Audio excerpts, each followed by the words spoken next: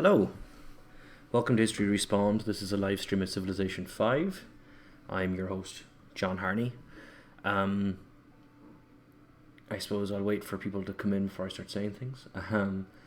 When we last left my game, in between, we've had a lot here at the channel. Really excited. Bob has done a couple of live streams of Assassin's Creed Syndicate DLC, The Last Maharaja, and we also released an episode of Crusader Kings 2, which we're very happy about. We thought it went really well. Our guest was a really good fit, and the viewers seemed to like her, which was good. I'm currently working on our next episode, which I'm very excited about, Far Cry Primal. I think that's going to go well. And I said I'd come back and rejoin the Civ 5 game. It's kind of a lot has gone on. And just to recap where we are, for those of you who haven't come straight from part 2, I'm kind of jokingly playing a kind of a role-playing type game here, where in theory, long-term, I'd love to assert China's cultural dominance, although in practice, I picked a quick game to make it easier to stream, and I've really no idea how far we'll actually get. In previous episodes, I talked a lot about, and I'll probably talk some more, about how interesting Civ is for historians in particular, how Civ is kind of naturally anachronistic, in the sense, you seem to slog through the Stone Age for quite a long time into the Bronze Age, and at least whenever I've played it, I always seem like I'm flying through the years. So let's see how far we get in the next half hour or so.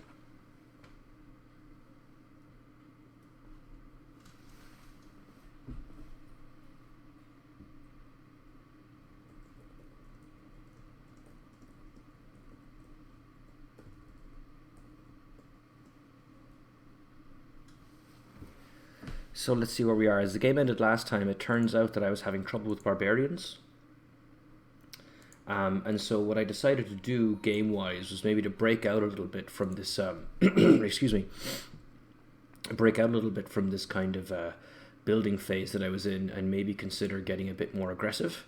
Certainly to remove the barbarians, and maybe we'll kind of try to have some fun and expand a bit further as well. It's actually kind of intriguing, actually, because let's go ahead and buy an archer.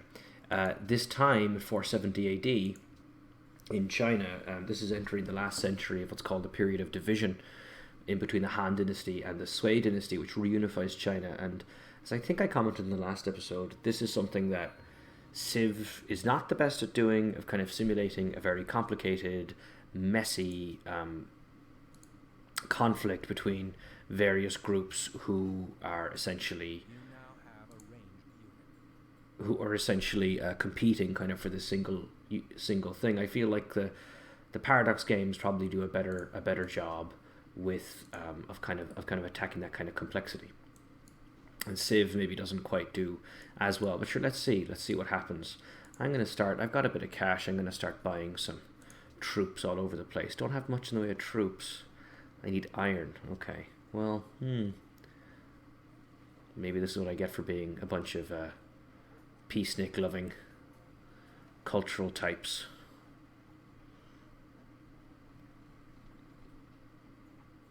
A little spearman, why not?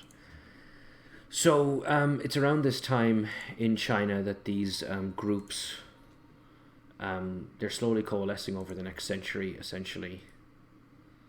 And they unite the country in the last decade or so, decade and a half of the 6th century AD. So let's see if I'm as fortunate. So now the Civ turns are coming and going, and I haven't given myself a huge amount to do, I suppose, in terms of I have 1, 2, 3, 4, I have 5 cities. So the turns are kind of flying by here. Oh dear. Let's see if I can run away this direction. Yeah, I'm definitely paying for all that, all those attempts to appeal to literature and all these other kind of fancy Dan pursuits. I'm gonna hold these guys there for just a minute. Choose production.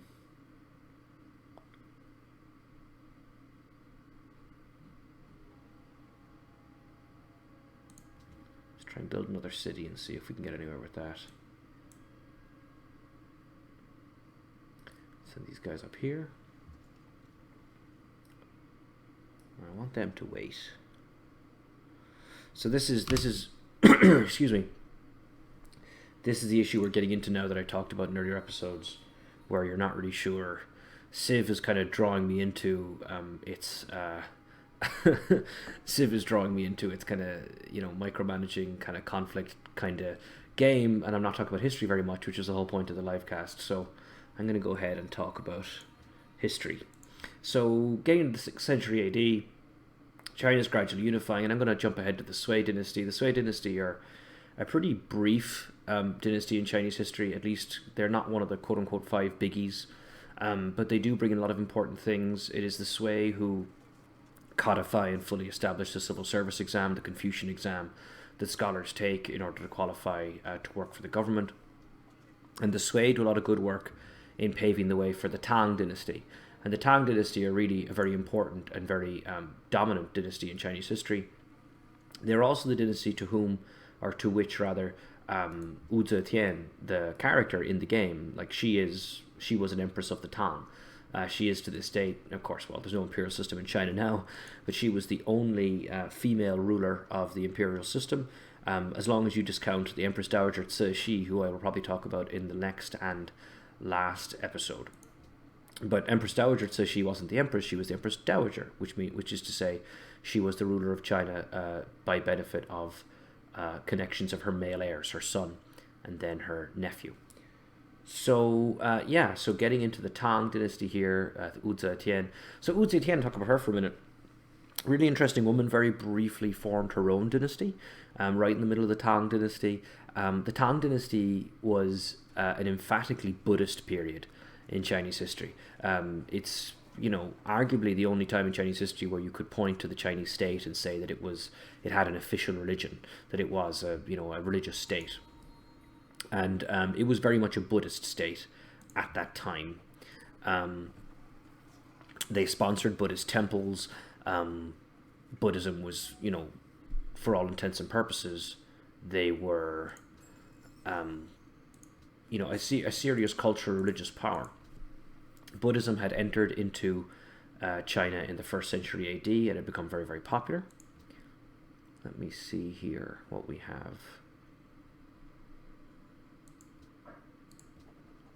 Again, I'm sticking with piety, and mandate of heaven is a nice kind of goofy, kind of role-playing, picking terms that remind me of Chinese concepts. The mandate of heaven, of course, is the Chinese, I was going to say belief, that's not quite it was, the kind of Chinese political mechanism through which the emperor ruled, the idea being that he has the authority of heaven behind him. And the mandate of heaven could be lost, in theory, if you had a lot of famine or if you lost a lot of wars. That would be a sign that heaven was not on your side anymore, and that you had lost the mandate. But I think for pretty understandable reasons, the Chinese emperors rarely kind of open themselves up to that particular kind of discussion. Hey, a golden age, here we go. So this actually is convenient. The first couple hundred years of the Tang were very successful. During this period, China, one could argue, was in a kind of a golden age. It was very, very powerful militarily. It was extraordinarily powerful in terms of trade. The capital of the Tang dynasty was Chang'an, which I have named right here. This is Chang'an right here, with the 10 shield there. Chang'an was the center of was the capital of China rather, and was an extremely influential city in the entire region. So much so that the Japanese capital of the time, Nara, actively copied Chang'an.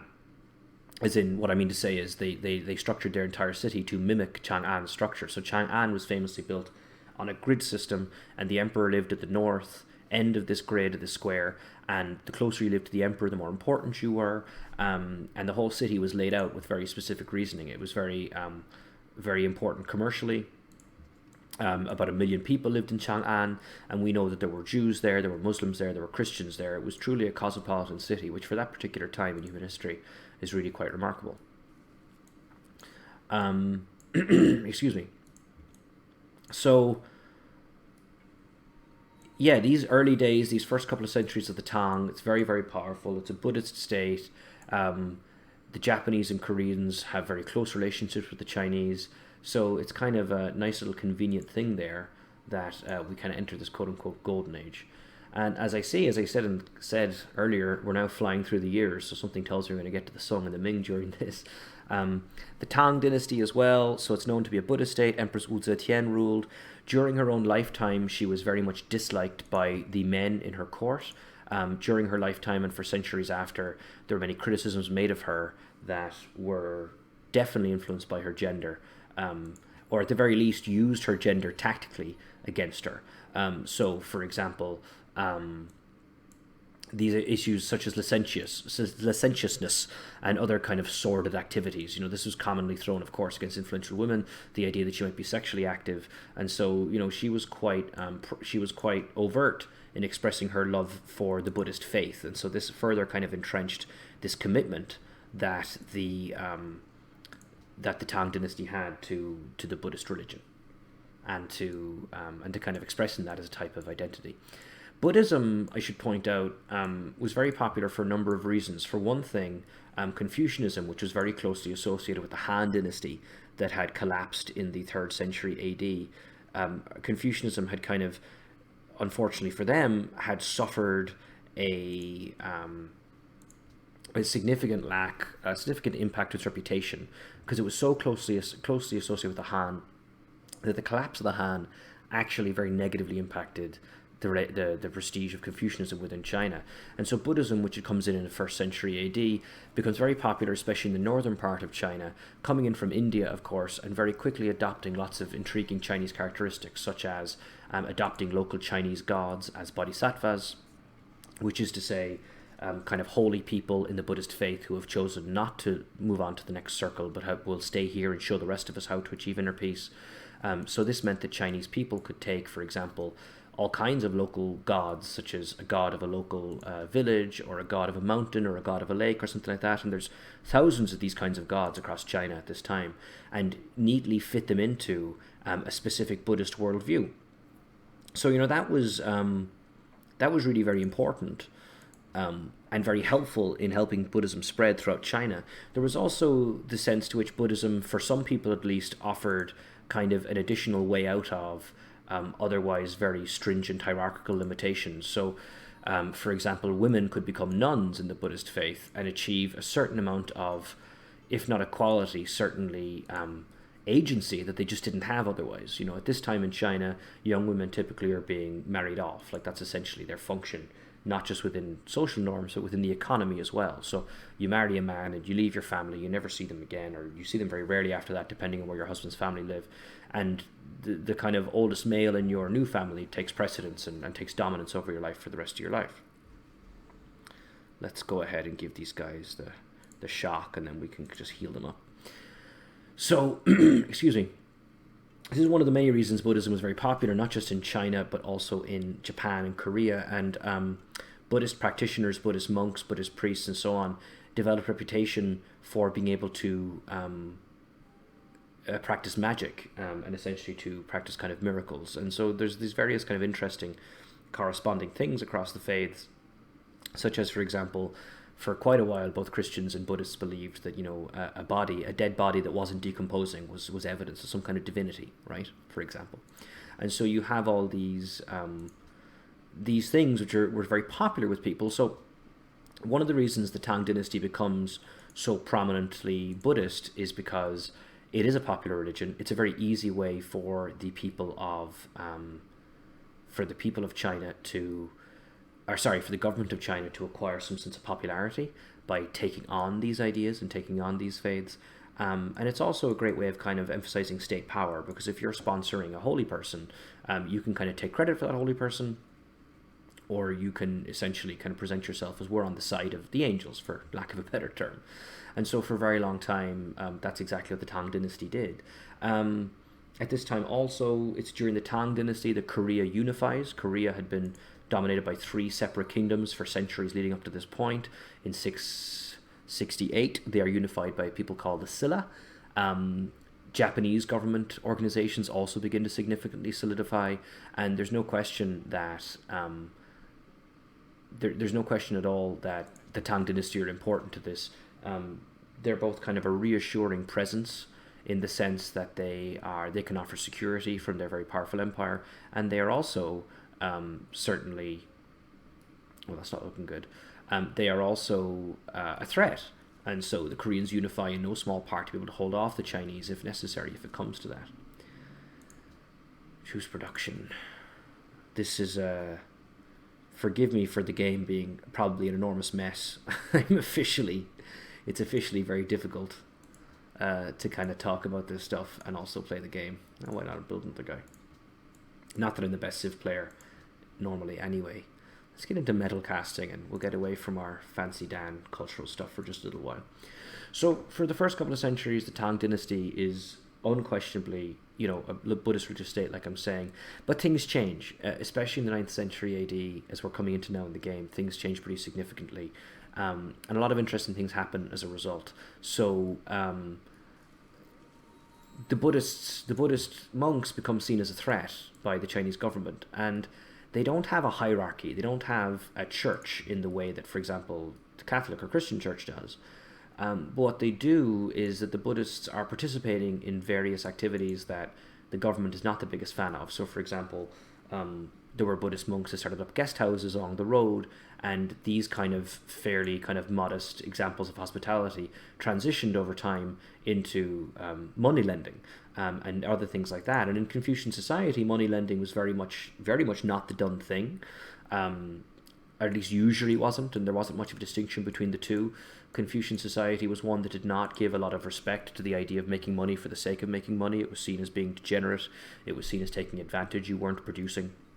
So in the traditional kind of Chinese hierarchy of things, farmers would be respected, carpenters and other artisans would be respected, and merchants would not be. So the monks kind of stepping in and beginning to lend money and become involved in various commercial ventures was concerning to the Chinese government. And so and they also were just seen as frankly having a bit too much authority, and the Chinese government felt very strongly that they should be the ones who had the authority. See there, Wu Zetian, the pious, because I guess I'm ploughing into the piety tree, but actually she was quite pious too, so it works, or at least she presented herself as such.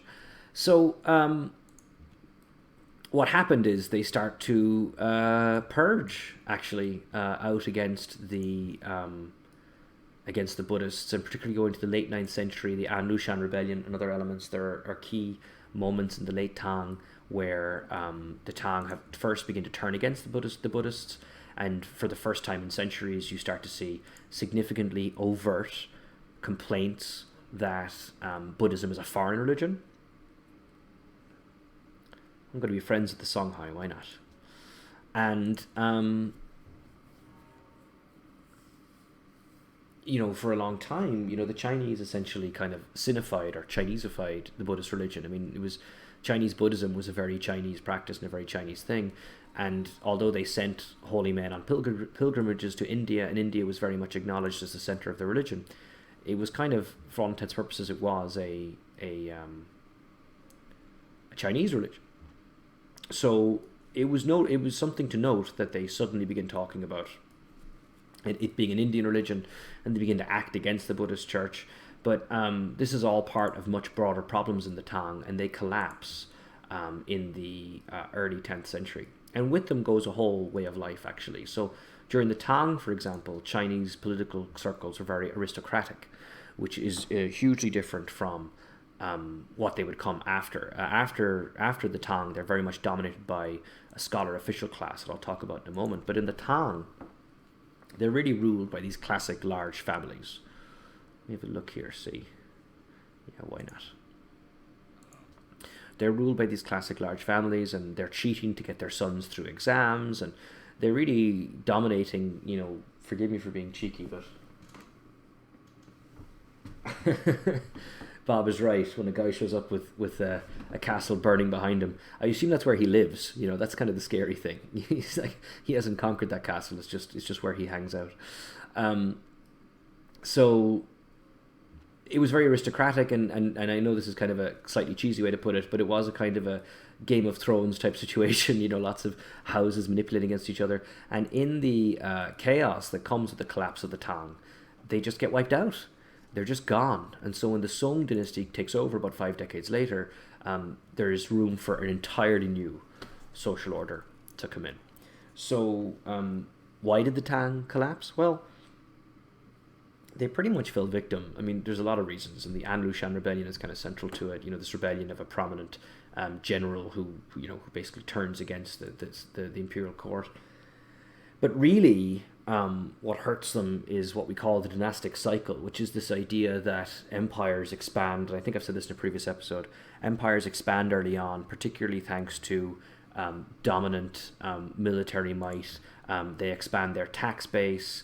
They expand all kinds of things that basically lead to them becoming, an influential and very cohesive and solidified unit.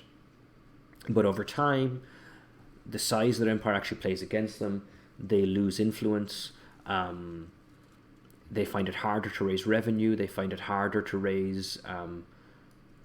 They find it more difficult to raise armies that are effective. And particularly the failure, and in the case of the Tang, the failure to respond to natural disasters to a degree that would satisfy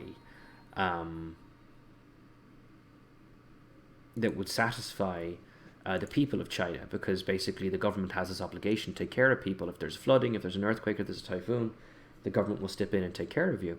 And the Tang dynasty just wasn't doing that, partly because of some serious problems in their leadership model, but also largely because they had overextended and didn't have the resources to take care of people.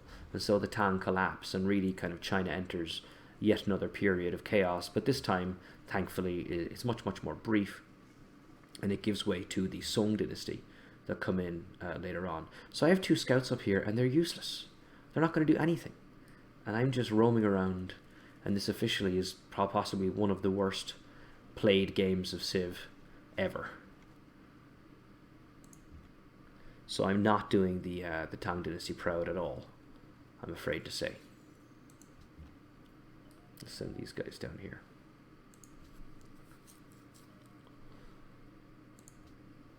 I'm just gonna amass an army of crazy archers and go after people. That's what I'm gonna do. I'm just saying the heck with it. Let's go ahead and research that. So so that's what happens to the Tang. Go away to the Song, and the Song are notable for a whole bunch of things, not least of which is being conquered by the Mongols. And the Mongols are in this game, and so I'm curious to see if they'll show up. I suppose in the interest of historical verisimilitude, I should probably try and provoke them into invading me, maybe. That would be good, and then I can talk about it. But I guess wrapping up, before I stop the stream, we talk for a few minutes some more about how Civ as a game works, right? And how, for example, as an historian, does it make it harder to discuss these kind of dynamics I was just talking about? So, I mean, one thing that Civ doesn't do, but for example, you could argue, I think pretty clearly, that Paradox games do, specifically Crusader Kings 2, of course, is that there's this notion of, the rulers having some kind of autonomy, or the rulers having some kind of identity, certainly. And that's not really something that is in Civ hugely. I think the way Civ does it is very different. So, of course, you kind of end up having this representative person, which in this game is Wu Zetian. And Wu Zetian is, she represents China in some very kind of abstract way, which is both interesting, I think, because it gives us some kind of an insight into, I guess, how the developers see China, how they perhaps see China operating as a power in the game, how they're kind of viewing concepts of Chinese power. But it doesn't give you any chance to investigate the dynamics I was just talking about, where Wu Zetian was this extremely powerful political figure in her time who, utilized religion in very clever ways and was very disliked, particularly by the men of the court, in no small part because she was, in fact, a woman. And I'm not saying these things to diss Civ 5 or to criticize Civ 5. Like, that's not really fair. And I mean, that's not really what Civ 5 is doing. But more to talk about, it intrigues me the extent to which we can talk about Civ 5 in this particular context. For my history of video games class, in January, I had my students play Civ 5 as an assignment while I was away at a conference. And I got them to write about it, and I wanted them to write about, the country they had, and I ordered them all to pick random, or at least I requested them all to pick random. And the idea was I wanted them to kind of talk about, how did your country fare, compared to what, happened in the world, as it were. And it was a lot of fun, and there's a lot of good reasons, I think, to use Civ, but it's also certainly a very interesting model. It's also interesting, the Song era that we're going into now, the Song halfway through their period, they split into two, essentially because, well, you have what's called the Northern Song, which controls most of China as we know today, or most of central China, and then the Southern Song, which controls the southern area, kind of Shanghai down through Fuzhou, down to Hong Kong, that kind of region. And the Southern Song in particular is a bit of a non-entity as a military power, which is a huge change for China. And what they do is, in order to survive, and particularly in order to survive alongside these northern nomadic tribes, is that the Southern Song basically pay them off. So a great example of this is when the Song make the decision, they're basically looking at their finances, and about 3/4 of their finances are being spent on the military. Whereas if they were to resort to trading with their Mongol neighbors, or I shouldn't say Mongol, they're not Mongol quite yet, trading with their nomadic neighbors to the north, their barbarian neighbors, as certainly as the Chinese would see it, they could spend as little as perhaps 3% of their budget, their yearly budget. And so that's what they choose to do, actually. So they choose to become, to a certain extent, economic partners with the groups of theirs to the north, who do conquer large parts of what today we know to be China. And the Southern Song survive by continuing to trade with them. Some would almost call it paying ransom. I'm not sure if I would quite call it that, but it's kind of in the same ballpark, And this actually works because, yes, the Chinese, it's about 3% of the Chinese budget, and the truth is they actually do very well out of it. They send lots of goods up north that the nomadic tribes don't have: silk, precious metals, the kind of things the Chinese have in abundance that groups of peoples who move from place to place following their cattle just don't have. And in turn, the nomadic peoples to the north can share with the Chinese horses, which the Chinese don't have. Or at least they don't have horses that are quite as impressive as the excuse me, terribly sorry, are quite as impressive as the ones that the barbarians to the north have. So it's really kind of an interesting decision, and it's a particularly interesting decision for the Chinese when you consider how dominant they had been historically. And something to point out here, in the 10th and 11th and 12th centuries, this is around the time that the Chinese invent paper money. This is the time, their cities are becoming very big, and their cities are becoming extremely commercially active. We're only a couple hundred years away from some of the greatest Chinese novels ever being written. People are forming clubs in Chinese cities. The Song period is a really cosmopolitan period and a really intriguing period, and people are very aware of Chinese history, so they're aware of the Han Dynasty and the Tang Dynasty and Chinese military greatness. And so for their leaders to actively choose to effectively pay their way through life and to keep these barbarians, like this guy right here, although he's a couple hundred years away from being born, happy by essentially paying them off, is a really interesting decision. And of course, for the Chinese, they naturally rationalize it to make themselves look as good as possible. They're not trying to think about this being a massive kind of dominating defeat. But, especially when you get to the Southern Song, the southern parts of China had traditionally been strongholds for intellectuals, writers, softies, people that don't fight very much. It was northern China that had been home to the great fighters. And so the Southern Song is a very interesting period where cities like Hangzhou become legendary for their beauty. And the China is just not as important militarily as the people to the north. So going into the 11th century AD, I mentioned, so the Song invent paper money.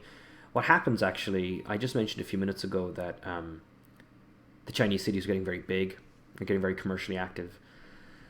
And I think my poor bowmen are in trouble here. And in particular, the Chinese were very clever and very good at using their river system. They had these, massive rivers, the Yangtze, and what's sometimes called the Yellow River as well.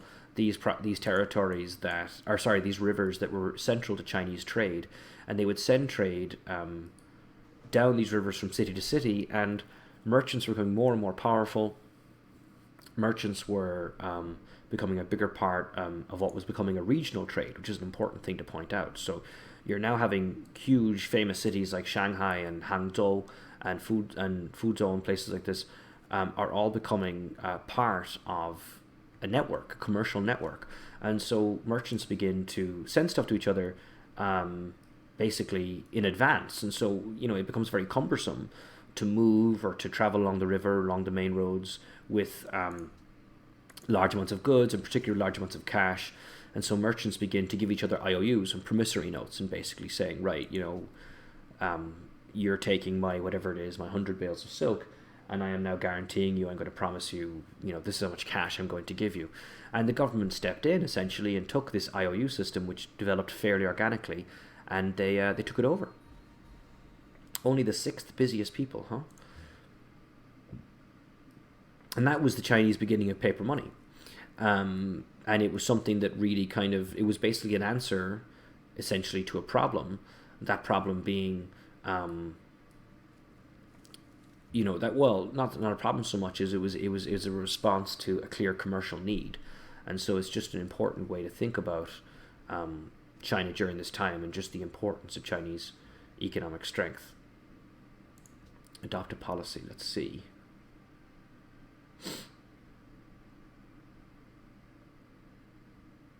Okay, I don't know how pious the Chinese really are at this stage. They're not big into liberty either.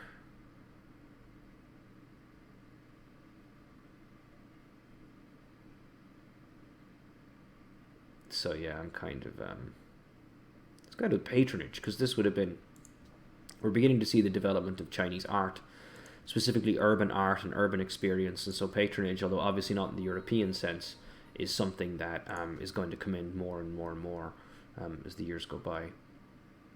And we're already kind of building up here to the Mongol invasion in the 13th century. The Song persisted for a long time. In many ways, they fell to pretty much similar problems to what the Tang had collapsed to. They really struggled very badly to cope with all kinds of internal dynamic problems, not least of which, again, natural disasters. China is a huge country, and so you have a range of all kinds of disasters, from earthquakes to typhoons to serious flooding and all the rest. But of course, the Song most dramatically collapsed in the face of Mongol aggression. And it's the emergence of Genghis Khan in the very early 13th century, and the establishment of his magnificent, one of the greatest land empires ever seen, that really puts the Song under huge pressure, and of course eventually sees them collapse completely. And I think maybe this is as good a time as any to perhaps come back to that for the next round. In fact, here he is.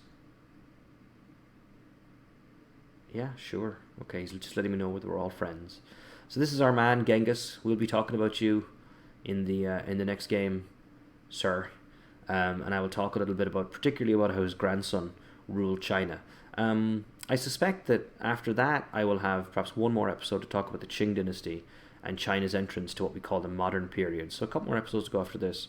I hope people are enjoying it. Certainly people coming and watching it after. Any questions at all, you can look me up at Prof. John Harney on Twitter. You can also find us on the at History Respawn on Twitter. And we just launched the podcast, which is going to be a mixture of video episodes, transcribed to audio for people. Some people have asked for that. It's more convenient for them. But Bob and I will also be having conversations about once a month, just talking about how the shows are made, topics that have interested us, games that we're playing, all that kind of fun stuff. So please keep an eye out for that. So look out for us on Twitter. Find us at historyrespond.com. Come back here to the YouTube page. We'd love to hear from you. Take care, everybody.